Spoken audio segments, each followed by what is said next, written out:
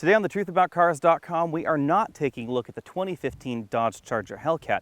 Instead, we're taking a look at the slightly less insane Dodge Charger RT Road and Track. Chrysler's Charger lineup is getting a little bit more confusing these days because there are so many different flavors. We have the SE, the SXT, the RT Road and Track.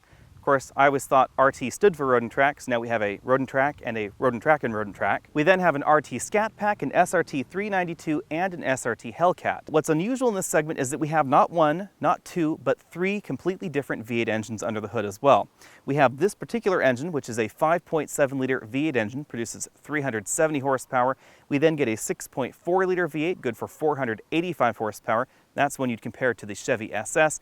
And then if you want to throw all the caution to the wind, there is a batshit crazy 6.2-liter supercharged V8 engine producing a whopping 707 horsepower. That 8-speed automatic is also what separates this from the competition because not only do we get more gears than everybody else, but this is a ZF 8-speed automatic transmission. It's that same 8-speed that you hear people raving about in BMWs and Audis because it's incredibly quick shifting, and of course, it's sending all the power to the rear wheels. If you want all-wheel drive, that is relegated only to the V6 model for the 2015 calendar year, so it's just the SE and the SXT models. 2015 is not a complete redesign of the Charger, although it is a very significant refresh. We get almost entirely changed sheet metal on the outside, different front ends, and different back ends. The front end was designed to look a little bit more like a Dodge Dart, and I don't really think it looks like a Dart. I actually think it looks good, however. I think this is more aggressive than the outgoing model. I thought the outgoing one was a little bit too cartoonish for my tastes.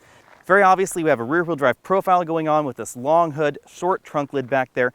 Key takeaway here, however, is that the Ford Taurus does get you about 4 cubic feet more of cargo space, which is right around 20% or so, and there are models like the Impala that have a decently larger back seat. Out back, we have sort of a perky trunk lid with an integral spoiler in our particular model. The big change back here is that the tail lamp module looks much more refined than before, and we now have an LED strip that goes all the way around in the sort of racetrack theme that was seen in other Dodge models. Since we're in the RT Road and Track model, we do have RT emblazoned right there on the seat backs.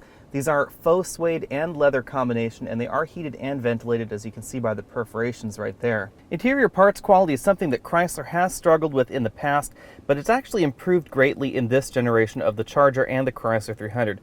This interior is definitely a notch above the previous generations. That's right in line with most of the competition as well. One of the big changes up front is we now have a few more physical buttons right here for both the climate control system as well as certain vehicle systems. We have a sport button because we're in the Road and Track version. We have a Super Track Pack button right there, the ability to turn on and off your lane keep assist, collision warning, stability control, etc.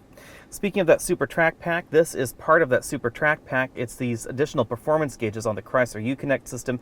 We get some 0 to 60 timers, performance timers, some additional gauges right there, and we also have a G-force meter in the system. If we click on over to performance control, that is where you will find the launch mode. So you can activate launch mode. You can also set up your drive modes, and you can choose what RPM you want the launch control to launch at. You can raise that on up to 3,500 RPM if you wanted. As you'd expect from any modern performance car, we have shift paddles on the back of the steering wheel, but they're only half pedals. You'll notice they're only on the top right there.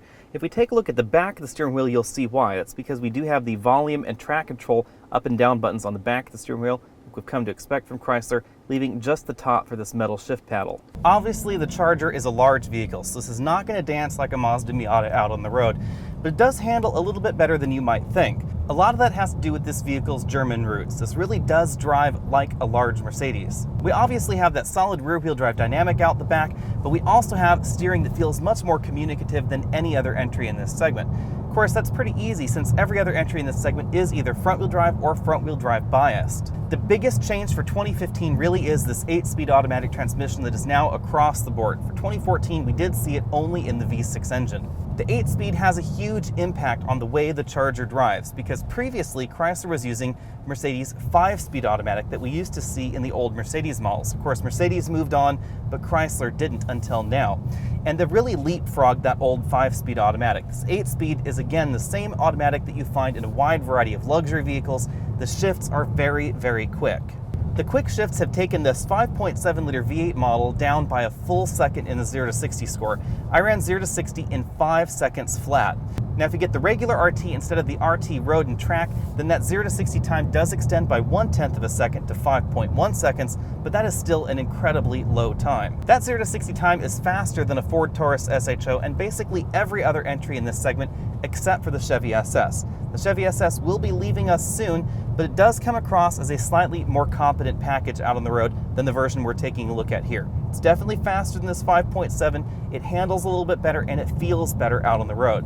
Now the 6.4 liter version of the Charger is faster than the Chevy SS. It doesn't feel quite as good out on the road, but if you get the SRT 392, then it does handle better. Any way you slice it, this vehicle sounds much better than any of the other front-wheel drive entries in the segment. Nobody else has a V8 under the hood. Nobody else sounds like this when you floor it. Oddly enough, with the cylinder deactivation system, fuel economy has been pretty darn good in this vehicle. Treating it very gently out on the open highway, I ran a round trip of 62 miles an hour on mostly freeway driving and averaged 29.9 miles per gallon.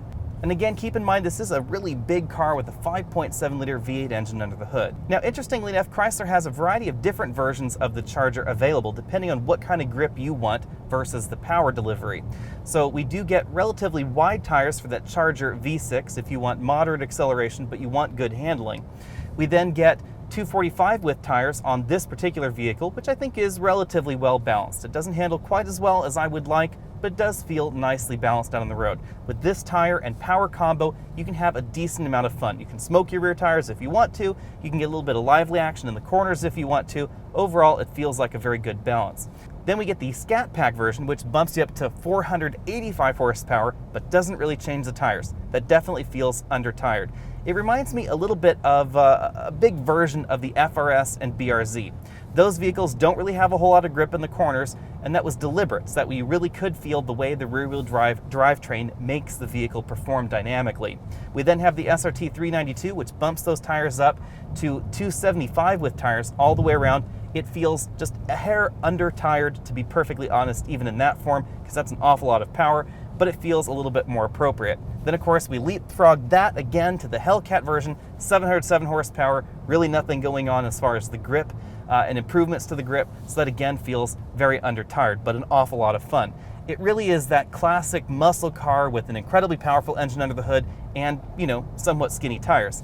Except that now 707 horsepower is what we're getting under the hood, and we're referring to 275 with tires as skinny tires. But really, when you think about it, this 5.7 liter V8 version is a crazy family car because this really is competing with the Avalon, the Impala, the Ford Taurus, the Kia Cadenza, the Hyundai Azera, etc., possibly even a Honda Accord. And Chrysler's doing it with a 5.7 liter V8 engine that sounds like this and goes 0 to 60 in 5 seconds flat. If you want a wireless charging mat in your family vehicle, then obviously that would be the Toyota Avalon. If you want a big trunk, that would be the Ford Taurus. If you want a big back seat, that would be the Chevy Impala.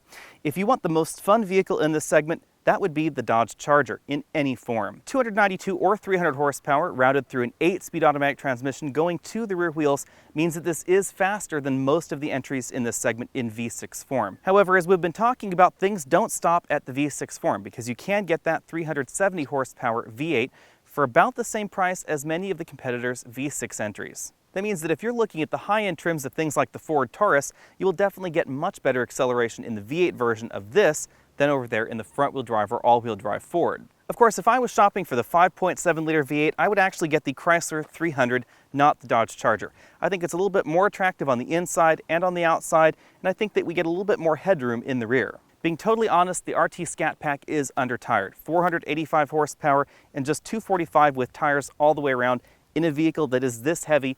There's not enough grip going on. Of course, that means that burnouts are going to be an awful lot more fun in that Scat Pack model. It's also going to be an awful lot more entertaining on your favorite winding mountain road. The big changes in the SRT 392 are that we get bigger tires all the way around, we get upgraded brakes, and we get a dynamic suspension system. The dynamic suspension system means that we can have a firm suspension when we want it and a softer suspension when we need it. 707 horsepower in any sedan is absolutely batshit crazy, and I'm glad that Chrysler did it, and I'm glad they did it for just over $62,000. Now, if you think even this 5.7 liter V8 version is a little bit under-tired for having 245 with tires all the way around, weighing a little over 4,000 pounds and producing 370 horsepower, then you haven't seen anything until you've been in that Hellcat. I would kill myself in a Hellcat, and that's why I wouldn't buy one. But I'm really glad that it exists, because all of a sudden, the SRT 392 at 485 horsepower seems like the rational, responsible choice. So when someone gets in your car and they say, why on earth did you need nearly 500 horsepower under the hood? You could say, well, you know, I didn't get the 707 horsepower one. I was being responsible and rational. I was thinking about the environment, because the fuel economy in the 6.4 is better than that 6.2. Thanks for watching, everyone. Again, I'm Alex Dykes, and this is the 2015 Dodge Charger RT. Go ahead and click that subscribe button. Click on over to thetruthaboutcars.com every day for news, reviews, and I'll see you next week.